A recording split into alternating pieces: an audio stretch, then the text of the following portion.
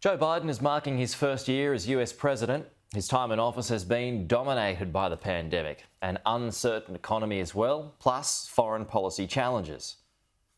January 2022 has already been a challenging month for President Joe Biden. New COVID cases at new peaks, inflation reaching a 39-year high, voting rights legislation mired in a Democratic Party standoff, his approval ratings underwater.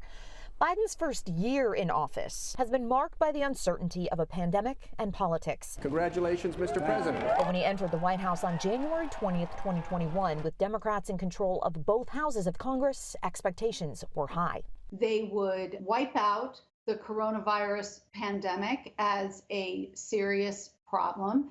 They would restore the economy and Washington would work again. But those three expectations really hit sort of into reality. By March, Biden and Democrats signed off on the $1.9 trillion American Rescue Plan, sending stimulus checks to millions of pandemic-rattled Americans as vaccination numbers picked up.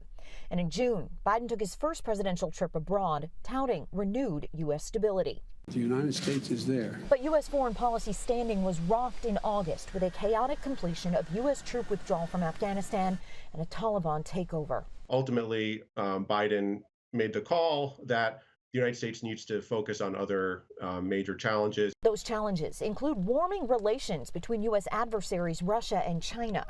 Back at home, Biden signed off on a $1.2 trillion bipartisan infrastructure plan in November.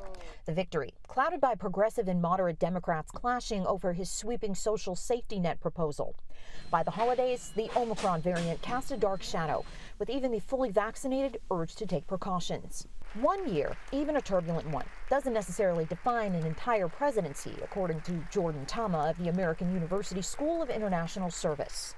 The economy can change dramatically. The pandemic may no longer be a very salient issue in another couple of years. And Laura Brown, director of the Graduate School of Political Management at George Washington University, says a sharper focus on those two issues could help the Biden administration ahead. I think why so many Americans are frustrated is that they don't have a sense of his through line. Biden and Democrats with less than 10 months to go until November's midterm elections.